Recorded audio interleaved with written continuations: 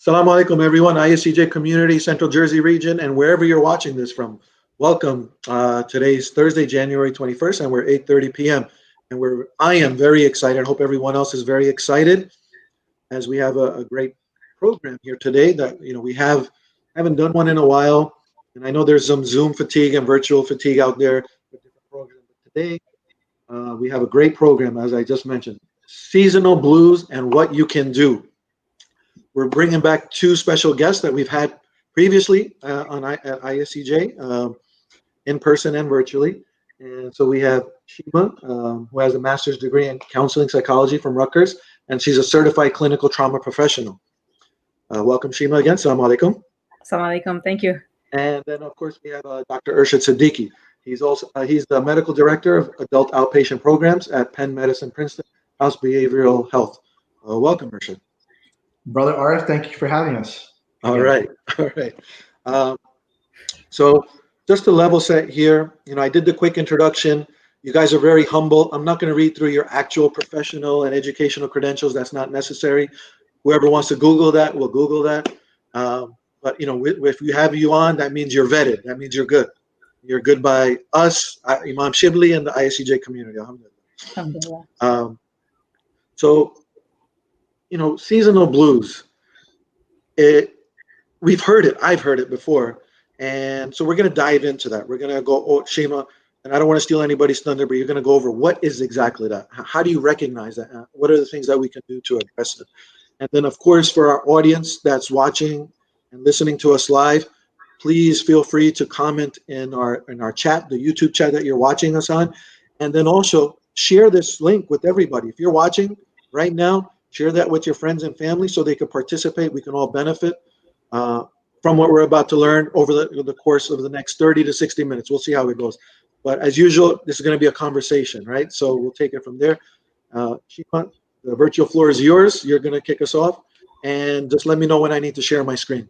Okay. Yeah. So Arshad and I were talking recently, and Arshad was saying that the number of individuals that have been coming in with seasonal affective disorder, and I was sharing with him how many people I've been seeing. So we thought this would be a great presentation to do. So we're going to go through some slides quickly to just kind of share with you the science behind it, why you feel down during the wintertime. So there is a science behind why that happens, and some practical things you can do to kind of help elevate your mood, and when to seek out professional help. When those type of things aren't working for you, when to seek out professional help. So I'm going to hand it over to Arshad, if you can go to the next slide. All right. So let's talk about Bernie Uncle over here to do a quick scenario.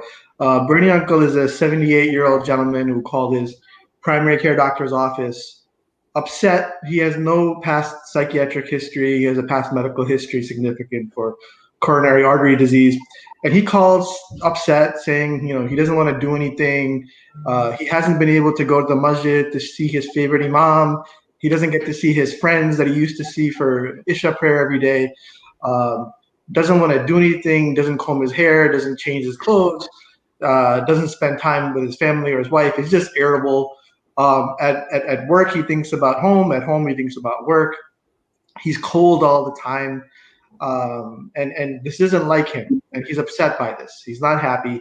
He's not sleeping well. He's not eating well. Very, just not enjoying the activities he used to do. This has been going on since about November or so. And now that he thinks about it, it kind of happens every year. But due to the pandemic this year, he just feels it much, much worse. He just doesn't feel like himself. And this is your typical presentation of somebody who's presenting with depression, but with a seasonal component to it. And this is typically how these people present, especially older people who are stuck at home. So we'll move on to kind of the signs and symptoms. Next slide, Arif, please. All right. That's a great picture, by the way. I really love it. I'm glad that we can incorporate Bernie and Imam Shibli in this program. MashaAllah. Green, right? They're both lovable characters, but it's Uncle Bernie. Uncle Bernie, that's right. So let's talk about what happens when the season changes. So I'm in a lot of WhatsApp groups, and when the weather starts to get cold, it's like, oh, the winter's coming, and people, start to dread what will happen during wintertime. And there's a science behind why our mood goes down, right? So there's two key things that occur in the wintertime, especially in the state of New Jersey. We have decreased natural sunlight, so the days are shorter, and we're decreasing our movement. So the colder it is outside, the less you go. And now with COVID, it complicates things even more, your movement. Even when it was cold maybe a year ago, you may take a trip out to the city. You may take a trip out to see a friend. So with the decreased natural sunlight and the decrease in your movement, that decreases your serotonin, right? That's the chemical that's linked directly to your brain that either elevates your emotion and your mental health. And when you start to feel sluggish, that's an increase. So when you don't have as much natural sunlight or as much movement, then you increase in melatonin. And that's the hormone that causes like you to feel sluggish and for you to have low energy. So the combination of all those things is what creates that feeling of laziness, of feeling tired and feeling down during the wintertime. Arshad. So sometimes it's easier for people to justify being depressed by defining it as a chemical imbalance. And this is exactly what happens with major depressive disorder, seasonal component. So you have three neurotransmitters in your body, three chemicals that regulate your mood. There's dopamine, there's norepinephrine, and then there's serotonin, which is the one that Sheema just mentioned. And this actually, the levels of it does go down, and you end up with more melatonin, and that's why you kind of feel more sleepy during the daytime. So there's ways to counteract it. Besides, there's medication, there's things that you can do, which we'll kind of get into a little bit later. So just for make people, to help people understand this a little bit more, there is a chemical imbalance that I hope everybody can understand. You can move to the next slide.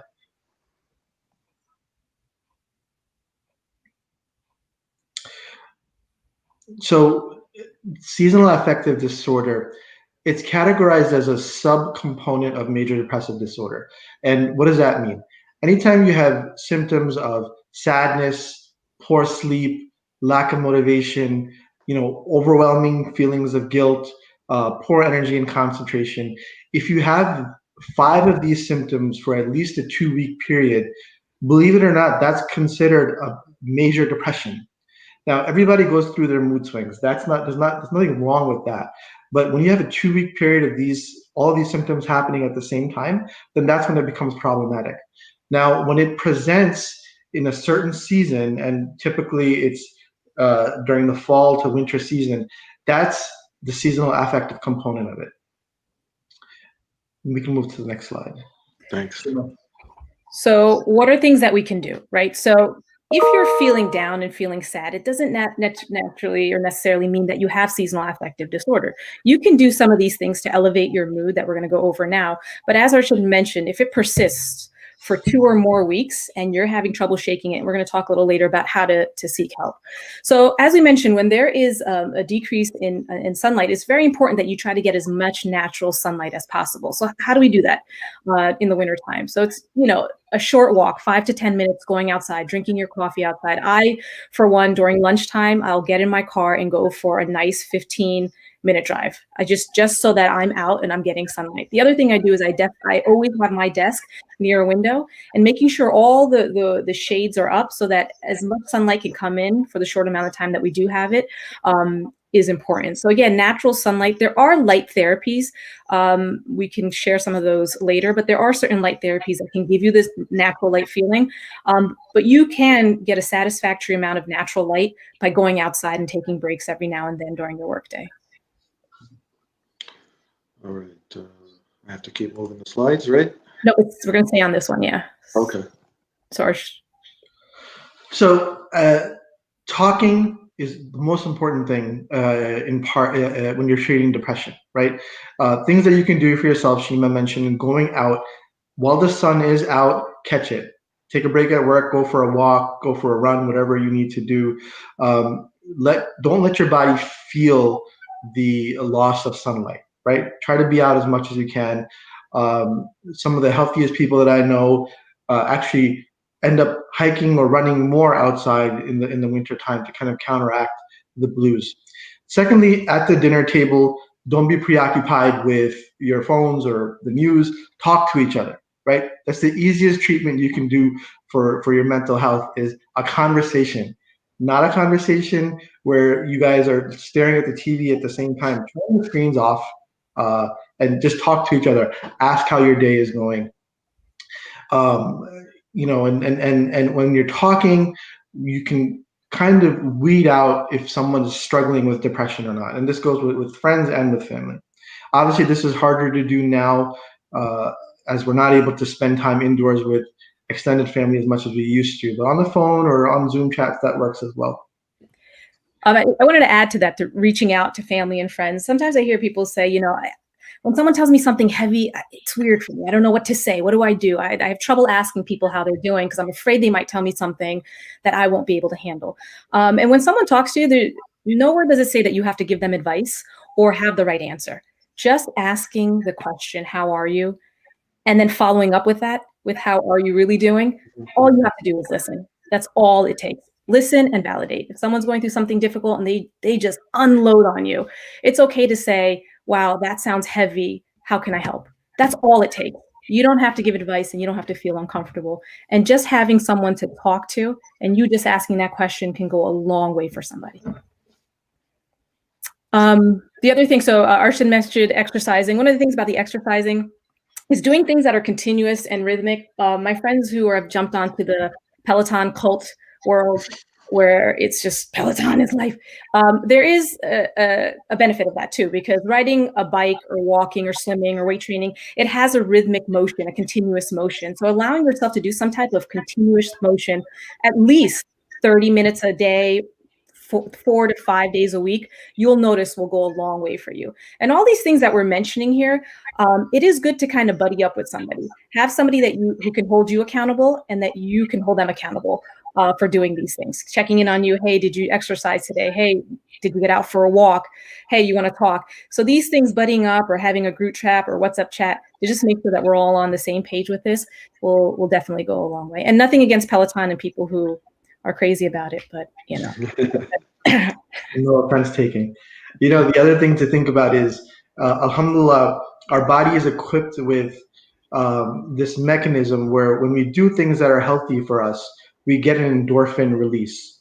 And that endorphin release is a natural high that we feel. So people talk about the runner's high or those types of things. Those are real. And that's our body's way of telling us, keep doing what you're doing. This is good. And that gets a little warped when you are depressed or when you're not doing stuff. So when you're tired and you don't feel like working out or you don't feel like seeing people, that's the exact time where you actually should make an effort to go downstairs or drive yourself to the gym or see a friend. So it's almost like an opposite action type of response. If you're down and you're isolating, that's when you know that I got to get myself out of this rut and do the exact opposite of what I want to do.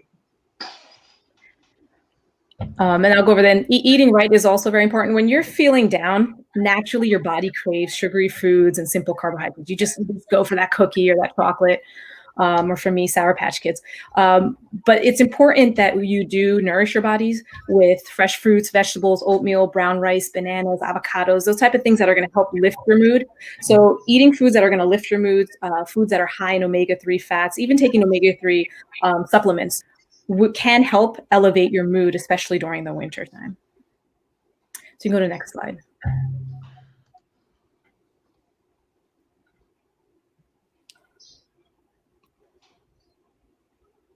Good. Yeah, we have Uncle Bernie again. So Arshad, you want me to take this or you got this? Absolutely. Okay, so and another way to deal with stress is to look at how you're dealing with your stress, right? One of the questions when we did this last time was someone asked, now that we're quarantined, me and my husband are getting into a lot of fights and, things are coming up for you when you're quarantined and you're not out doing the things that help distract you.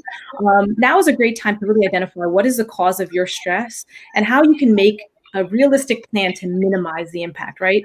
So if communication between you and a partner, or communication between you and a friend, or work is stressful, something in your life is causing stress, it's very important to first identify what that is. And then second, make a plan to take care of yourself. Remove yourself from the stress, or help yourself minimize what's happening in those situations. Arshad, did you want to add to that? Sure. So obviously, when things like talking to friends and family doesn't work, and you're exercising and you're doing your yoga and you're doing everything you can, and you're still not feeling better, then that's the time where you want to seek extra help. The first place to go to would be to your primary care doctor or a therapist to kind of initiate, and maybe they can help guide you and pinpoint what exactly is the cause of the stress, whether it's stress between you and your spouse, or with your children, or whoever it may be. The gold standard in an approach to depression is kind of a biopsychosocial approach, which is therapy, cognitive behavioral therapy, sometimes dialectical behavior therapy, which is just different approaches to rewiring the brain and changing your response to stress. After that, you may want to discuss the risks and benefits of being on a medication. You may want to get a psychiatrist involved in that discussion, where you look at, will a medication benefit me or not? And the goal for medications in this scenario is not to make you numb to stuff. They're not meant to make you into a zombie. They're basically meant to put you in a position where you're making better decisions, feel more comfortable in your own skin, and start to take pride in your daily activities again. So there's no happy pills. There's no magic pills that you're going to take overnight and feel great. No, but this is a process. A process takes work. And the combination of these things is really what is the gold standard. So hopefully, you can reach out to people who are around you for these resources, or hopefully, go to your therapist or primary care doctor for more help. And to add on to what Arshad said, it is something that it is a process, right? So any of these things that you do, doing it regularly and identifying the causes of your stress is going to take time. You may not know right now what causes your stress.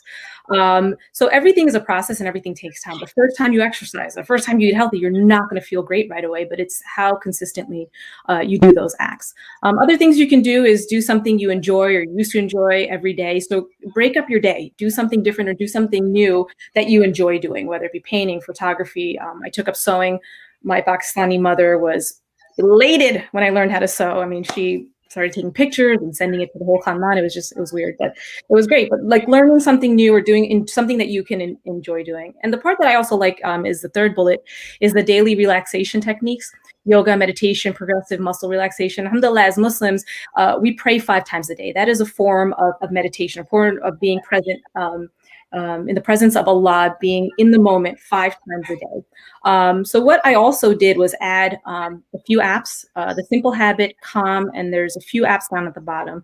Those are apps that do guided meditation, that provide muscle relaxation, things that you can do daily that can help you recenter and refocus. And it's important to understand the benefits of these things, because even when we pray, sometimes our mind is in 10 different areas. The purpose of the meditation and the progressive relaxation and the yoga is to just bring you into the present moment. Mm-hmm. So it can help calm yourself down. You can help really relax yourself. And these apps that are on here, I've recommended and have heard wonderful things about. Simple Habit, I use myself. Each one of these has like at least a 7-day trial, so you can try it out first. And if you like it, then you can subscribe to these things. I'm not getting any money for promoting these things, but these are wonderful apps. And it's good to try these either in the morning, right? If you're someone who overthinks at night and have trouble falling asleep, these meditation apps are wonderful things to do right before you fall asleep. It's amazing if you try these apps, it's amazing how many of them actually incorporate things that we already do in prayer into their practice. It's important to remember, and I tell this to my Muslim patients, is if you're noticing yourself rushing through everything in a day, and especially your prayers, that's where you want to catch yourself and say, I got to slow things down. Nowadays, when we're anxious, the world feels really big to us. And it feels like there's so much stuff going on and you need to be keeping track of it. And that's not the case. sometimes it's important to make your world a little bit smaller and just worry about what's happening around you and sometimes just in your four walls.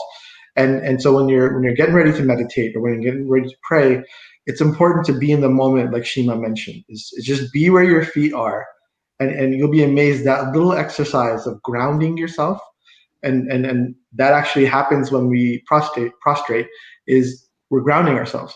So just slow it down, make your world smaller, and you'll see that a lot of this stuff is not as overwhelming as you think it is. Great. Next slide. All right.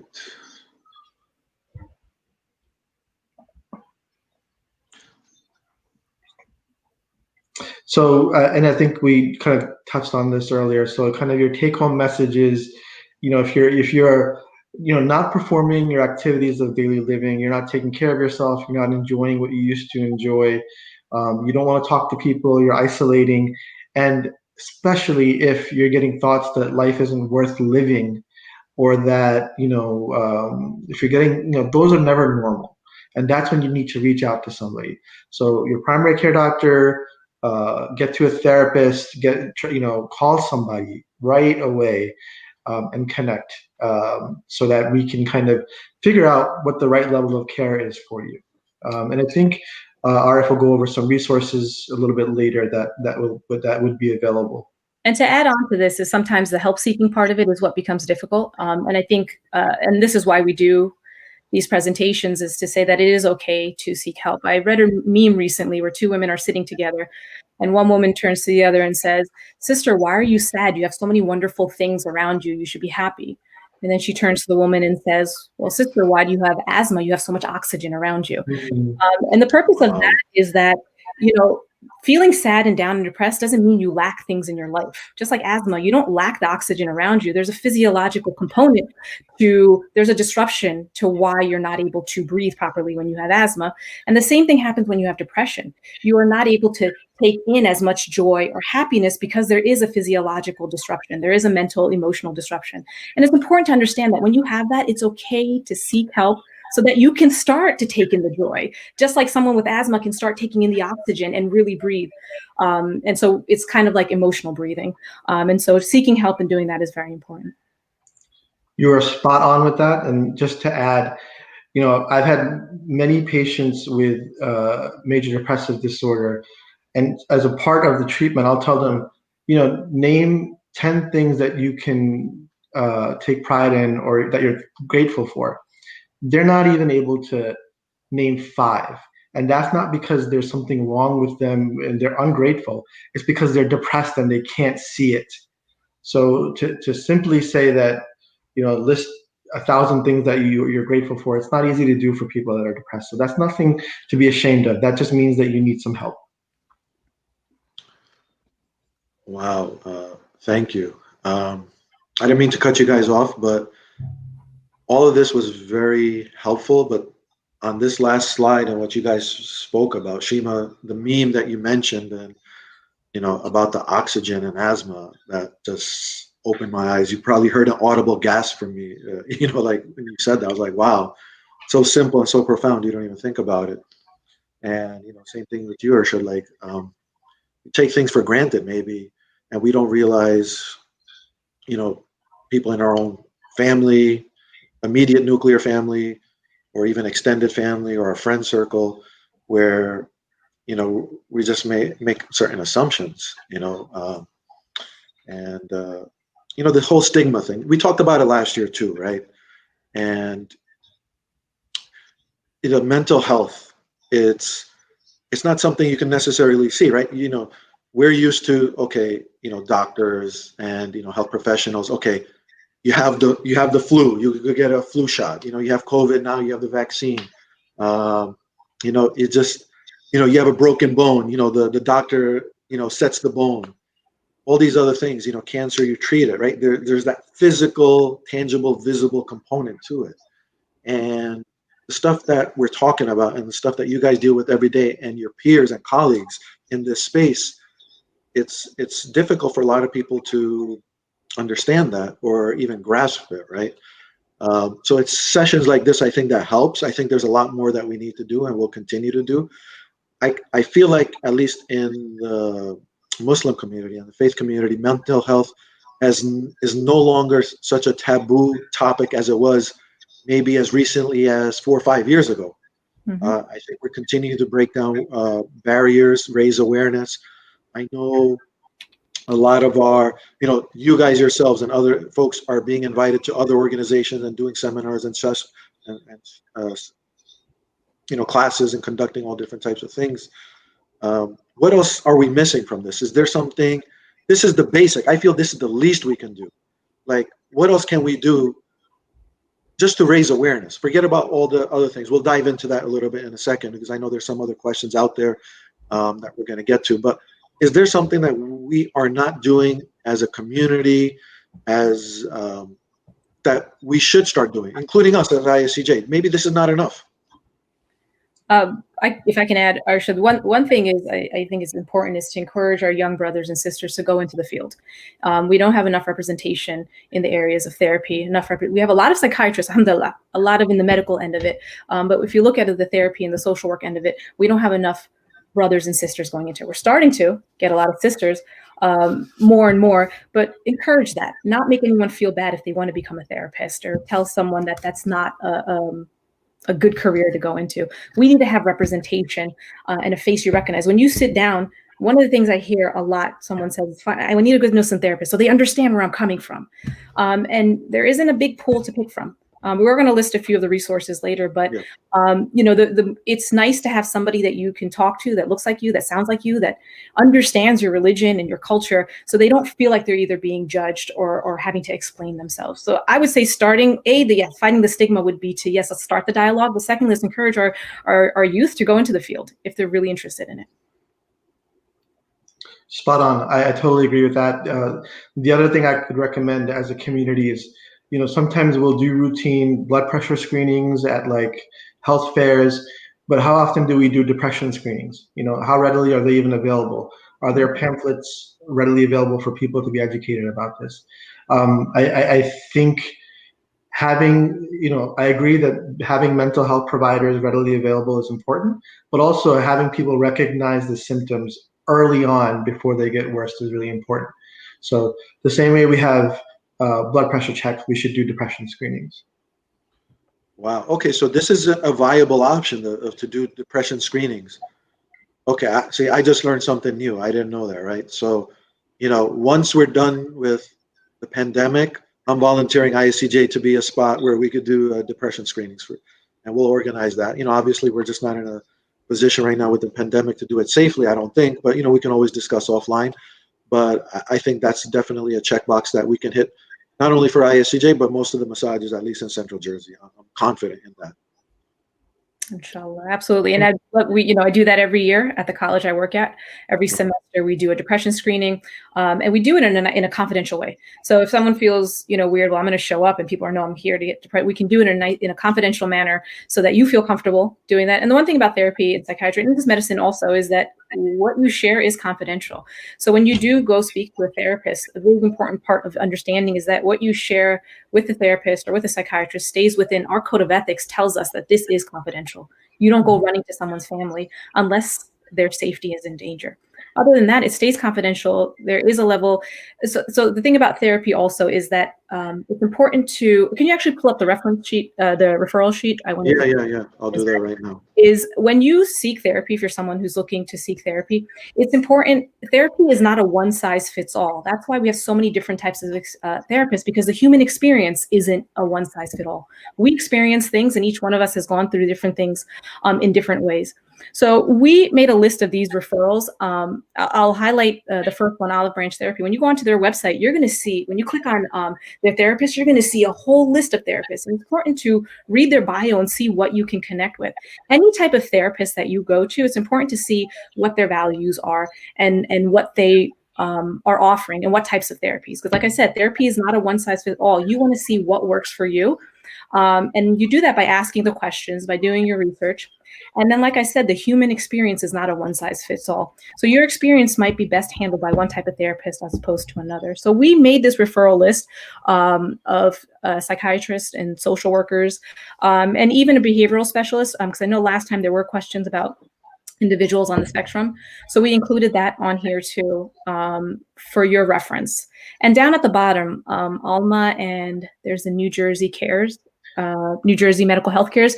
Those two resources are, depending on your insurance or if you're having trouble finding a mental health a therapist, you can click on those and they will help you. You can actually call someone and get somebody on the phone and they can ask you specific questions to help link you to the right person.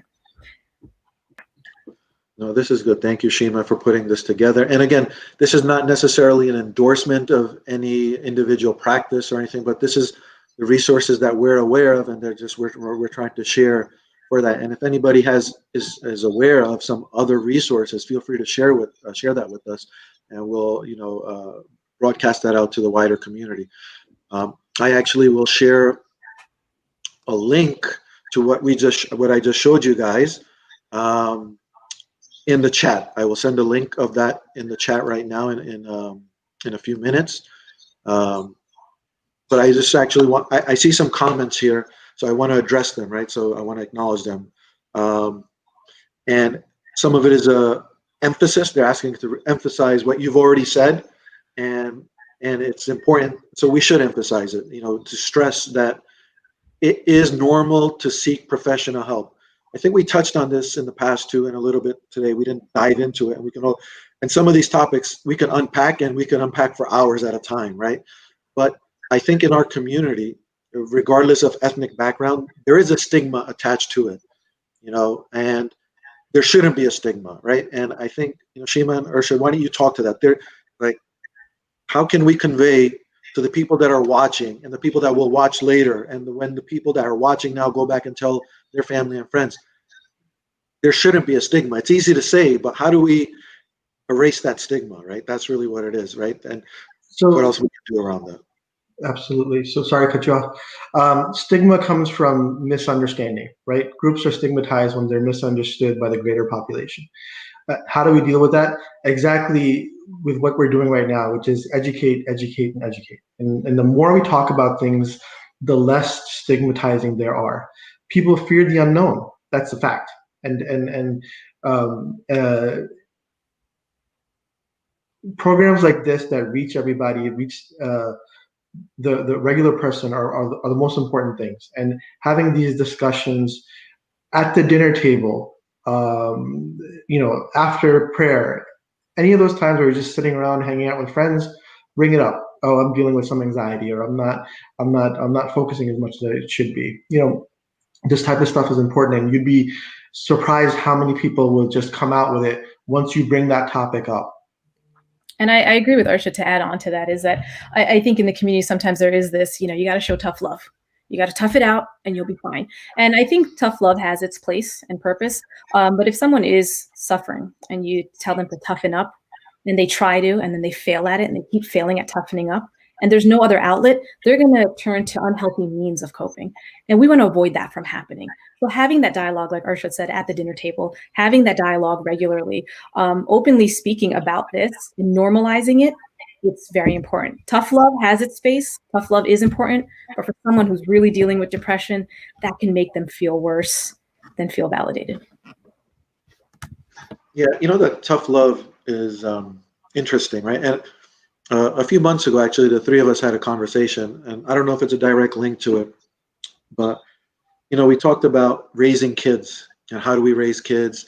And, there's the way our parents raised us versus the way we raised our kids. And I don't think they're wrong. They're just different, right? I don't think one's better than the other. But I think that tough love does come with maybe the first generation. And we might take and there are people out there, there's a perception out there that, we're being too soft.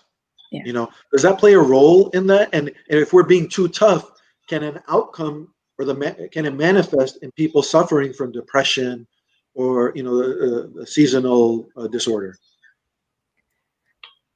Yeah, I believe it can directly play. I think there is, tough love is important in a lot of ways. But yes, I think it can push someone to, like I said before, find very unhealthy ways of managing what they're dealing with.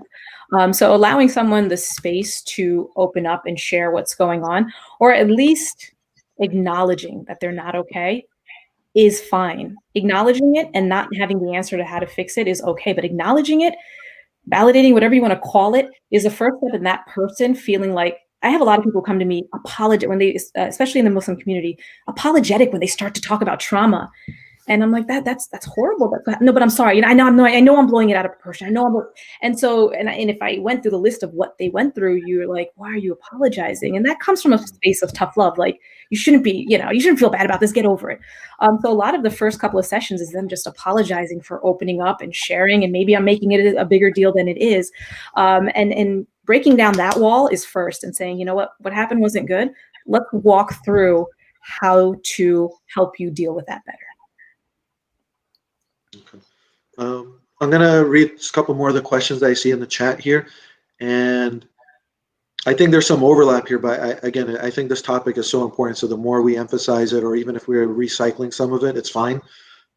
We did touch on it, but I'm going to ask again. How do family and friends support individuals who may be suffering but reluctant to seek help? You know, you touched on it a little bit with tough love, follow up, and being there, asking the right questions.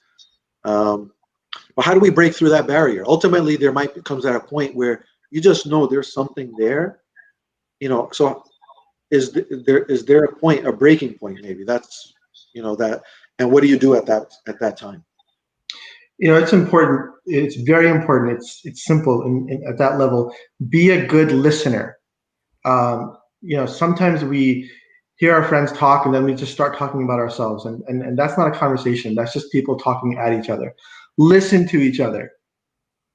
That's the most important advice I can give for a friendship, for a relationship, is learning to listen, and sometimes just being quiet and letting the other person just talk and vent. And going back to the previous question about, you know, validation, and, you know, it's not a question of whether our parents were right or wrong, or whether we're right or we're wrong. You know, many of them were dealing with a different world. Some of them came from different countries, and they had to be tough, right?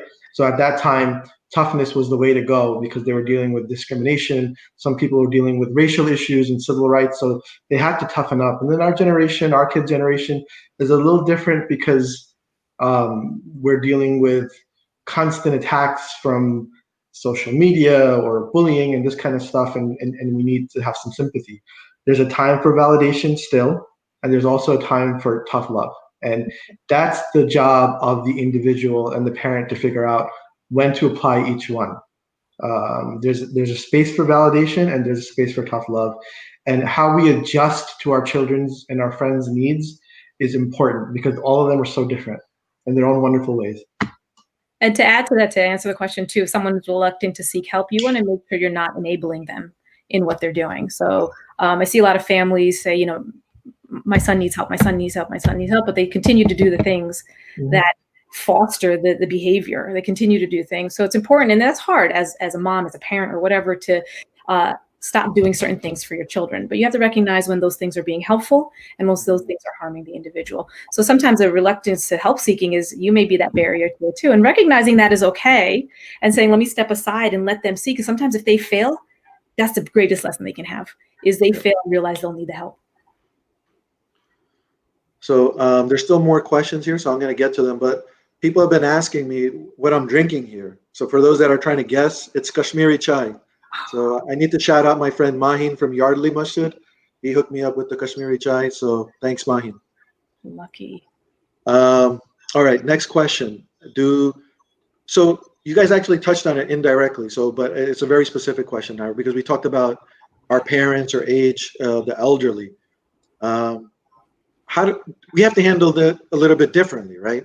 So what's the best approach, right? Because sometimes the easy thing to say is, oh, they're just old. He's a cranky uncle, cranky aunt, you know, or whatever, you know, typical auntie or uncle, right? We know all those types, right? You know, how do we tackle that, right? You know, how do we address it? Because it needs to be addressed, right, for a person's health, you know, but they might not be receptive to it, right? It's different. If we're talking, right, we're the same age range, basically, we grew up here, right? As opposed to talking to somebody else that might have grown up in a different country, not only a generation gap, but an immigration gap, right? Yeah. So how do we tackle that? So you have to be very careful, because if you ask it in the wrong way, they'll be insulted, and then they won't talk to you for a little while. So, you have to, when you're speaking to people of different age groups, you have to talk to them. Arshad, you sound like you're speaking from experience on that. Yeah, I mean, did some cranky uncle stop talking to you?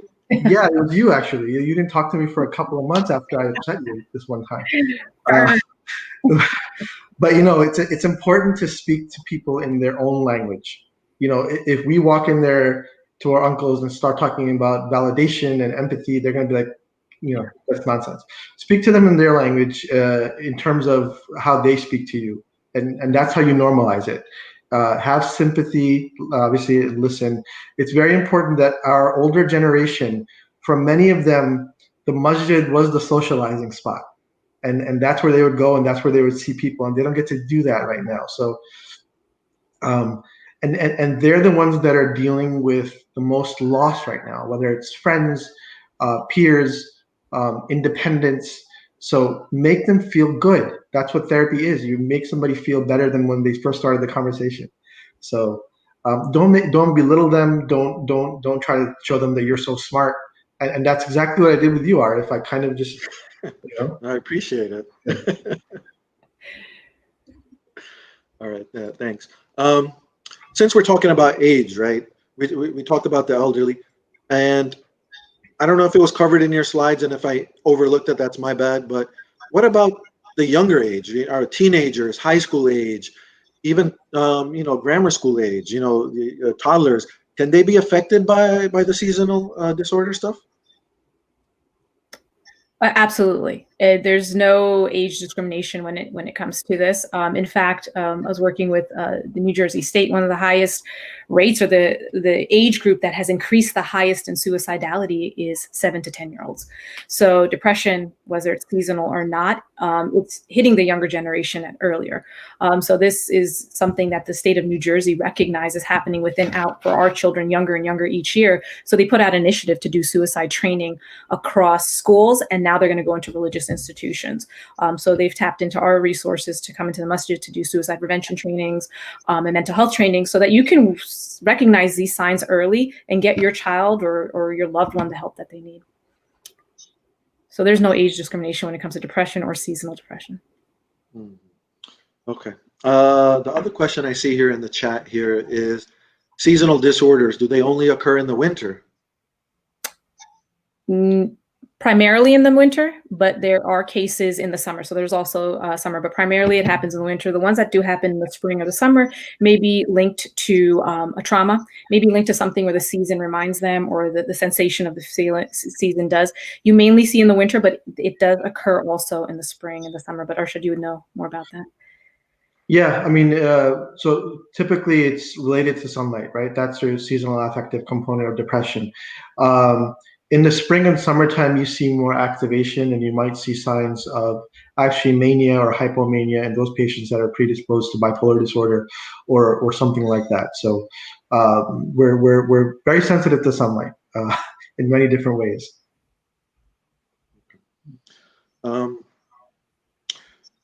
Earlier, you guys, I know, Sheema, you covered about exercising, and you talked about the different apps and all those type of things. One of the things that, as we were talking about the younger age, and even like, my kids, we're always on the phone and the device, and, we're playing, games, whatever it is, Fortnite and Madden and FIFA and all that.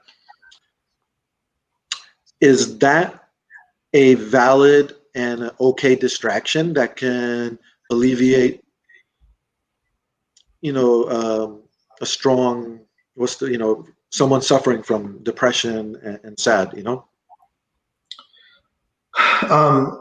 So everything in moderation, right? It's okay to have hobbies. It's okay if you're playing online and interacting with friends. When it becomes over the top and it's hours, the American Pediatric Association recommends 1 to 3 hours of screen time a day. And we're way over that right now with all the Zoom meetings and class time and stuff. Screens are very stimulating and sometimes overstimulating, and they can make you actually more anxious. And you can see that in kids, you can see that in adults. And I've talked about, us being attacked earlier in terms of big tech, TV, news companies. They're all competing for your eyeballs and for your minds. and they want to keep you engaged in whatever their platform is, because that's how they make money. So I would say too much of screen time is a no-no. But a little bit, if you have a TV show that makes you laugh, or if you're interacting with friends, gaming, it's okay. It's about moderation. Yeah, and also normalizing other things. A therapist friend of mine, Nuri Iqbal, who's a social worker, we have this conversation all the time. Going to therapy is okay. Normalizing as a community, we must do that. Normalize going to therapy as being okay. As therapists, we understand it. But as a community, trying to like bring that conversation into the community is just as important as, bringing in other types of important messages that our community knows. And to what Arshad said, yeah, moderation in everything you do is important. Yeah, and then that's an important part of just our DNA anyway. So that makes sense, having balance and all that. Since we're talking about adolescence, and are the symptoms different? How do they manifest themselves in adolescence compared to adults or So I just kind of want, because it might not be easy to recognize. It could be masked under something else, right? And so. For kids, generally, you're looking at more like, again, it's the same. They're speaking a different language, but it's the same symptoms, right? So with their depression, they might be more irritable. They're not talking as much, and they may be just avoiding things because they haven't developed the skills to be able to cope and tolerate distress.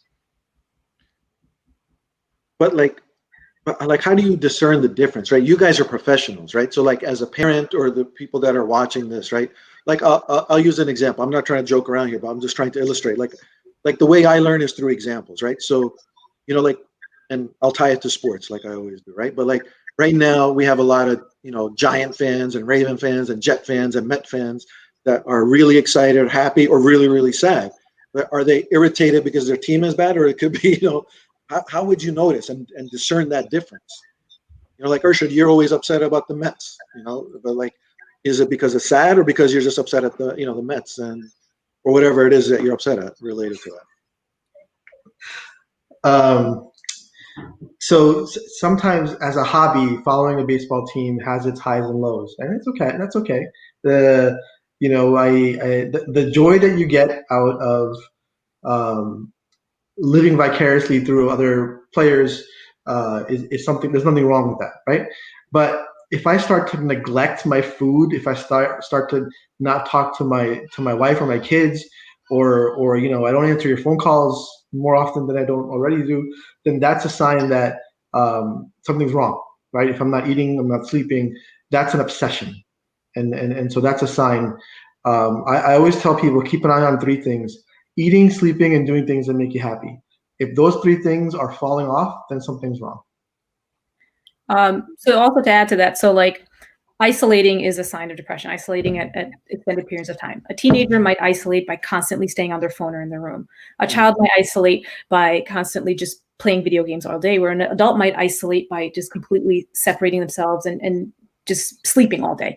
So isolation occurs, but occurs in different ways. And to recognize if somebody is doing it for an extended period of time is the first thing you recognize. With teenagers, I see parents complaining, such and such is acting out, such and such is talking to people they shouldn't be talking.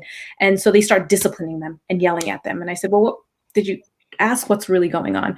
And when you sit and actually have a conversation and not a disciplinary one, and maybe you as a parent aren't the one that is the best person to have that conversation, you can tap into other people to have that conversation so that you ask what is really going on. All right, you're spending a lot of time doing this, kind of getting, and with kids, it's different having that conversation. With teenagers, you can get them to really open up a lot by what Arshad said earlier. You got to speak their language.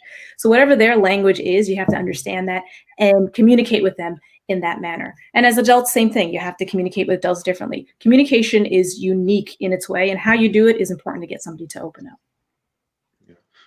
And I think a lot of us, I'll just use myself, I'm not getting a point at it. Like sometimes we're guilty of microaggressions and we don't even realize it, right? And that could lead, down the path of, sad or depression or something like that. We don't even realize that the words we're saying can have that effect or impact. Yeah. And it's just not even words. I'll take it as further as with, tone and body language, right? People pick up on that. They know, right? especially children. Children pick up on the subtlest things, Mm-hmm. and they hold on to that. They feel it. They feel it in stronger ways than we as adults do. Mm-hmm. Got it. I'm going back to the questions in the chat here. So we have someone mentioned that the lack of sunlight can be a trigger for SAD. In the winter, will it help to sit inside with sun coming through the windows, or do you have to expose yourself to sunlight outside? I would say outside is the better way, but keeping your house well lit is also good. Yeah, and as I mentioned earlier, having your desk by a window is very important, and having the blinds up. So yes, Arshad said being outside is number one, because also when we're inside in the wintertime, we're breathing in dry air. There's just a lot of artificial stuff coming in. Being outside, it is the best way, but it's the next best thing would be sitting by a window or having the windows open. Keep your house well lit as well. Like, don't sit in darkness if it is nighttime. Turn the lights on. I know that it can get expensive, but you're investing in your health. Don't. You just like all the uncles just heard that and be like, "What are you talking about? Our bills. The temperature has to be set at 64." I'm speaking directly to you. Wives are like, it should be at 74.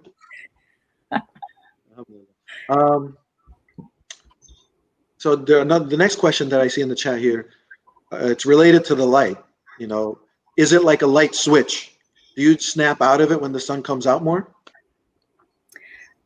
Everyone's different, but for the most part, you'll see a gradual change. Just as gradually, like when it starts getting dark earlier, you don't immediately get sad. You don't immediately, it's a progression of things. And the one thing about things progressing is sometimes we miss that it's happening when it's going in one direction. Generally, Arshad, you can speak more to this, generally is not a light switch. It is something that you will notice the difference, but it happens progressively. Yeah, remember, major depression is your mood over a 2-week period, right? So it's not just day-to-day mood swings. This is an actual disease where you are feeling bad throughout the day, throughout the 2-week period, more often than not. So it's not a light switch. It develops over a period of time. Okay. No, that's good to know. I wanted to circle back on an earlier topic on like how it can manifest itself in different ways. Can food be an issue? Could that be a way? Eating is a very emotional act. So absolutely, food. I worked in an eating disorder unit for many years. So the consumption of or the restriction of food yes, that can be an indication of something happening. Weight gain or weight loss is a great indication that somebody is going through something. Okay, yeah. Good to know. Are there any foods that help with depression? We did mention some earlier. They are in the slide, yeah. So fruits, vegetables, anything that's high in omega-3 fats. Like I said, during these times when melatonin's high, serotonin is low, we're going to crave sugars. We're going to crave certain carbohydrates. Our body's just going to naturally want that when we're feeling down. But yeah, these are the types of things that can help elevate your mood. And think about when you do eat healthy, you feel good. And then that's just not because you're eating healthy in your mind is saying, oh, I'm happy I eat healthy. You actually have a reaction to eating healthy food. Yeah, comfort food is generally not good for you. So when you're depressed and you're down, you want instant gratification. And that's what usually when you make the poor choices in what you should be eating. So, again, there's a time and place for everything. Who doesn't like a cheesesteak every now and then? But, don't look for food to make you feel better more often than not. Yeah. Okay. How can we fight loneliness for someone who stays home for months? I think that's an issue since COVID. Why don't you? I know we've talked about it, but go over maybe some high-level points around that. What we can do. I mean, communicating is important. Sometimes reaching out to our loved ones or telling someone that's close to us that we're feeling down is hard to do. And that's why there are several hotlines and helplines that you could just call and talk to someone to let out how you're feeling. And then they can provide ways that you can communicate that to your family members as well too. And that also is confidential. Staying home for months, you just kind of either get into the routine or you kind of get stuck in that. I'll provide some of those hotlines too for you. The state of New Jersey does a wonderful job for providing many different hotlines and helplines for all types of things that you may be going through, from suicide to depression to dealing with COVID. The state of New Jersey, when it comes to mental health, has done a wonderful job with that. But yeah, staying home for long periods of time is kind of pushing yourself through and reaching out to somebody. Got it. Yeah. Thank you so much. Loneliness, just to kind of add on to that, loneliness is this feeling that you're not a part of something. And, as a Muslim, it's important to remember that we have Jummah that's still happening every week. And when you go to Jummah, you're reminded that you're a part of something bigger than just yourself. You're a part of a community.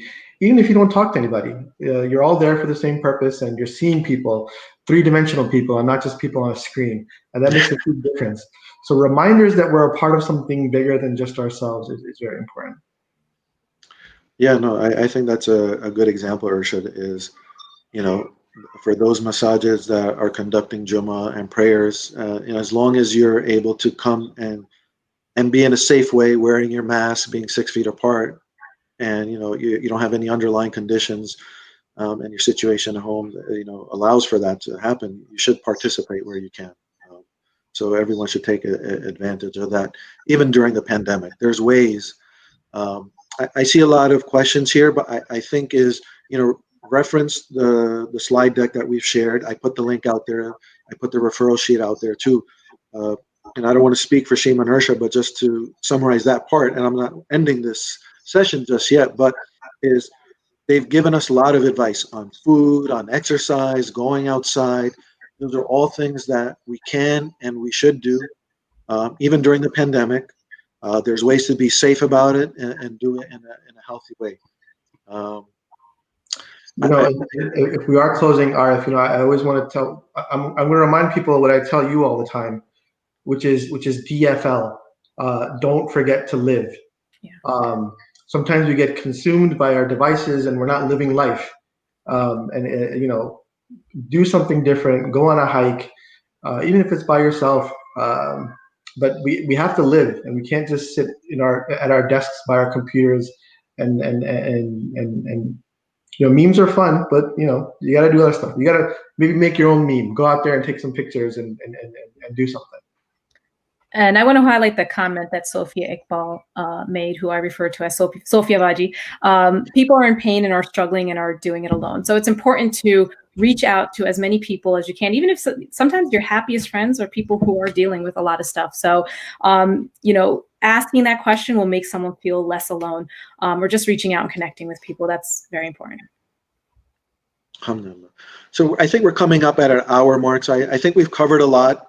I think we've hit all the salient points in a good way, in a conversational way. Again, the reference material is out there for everybody.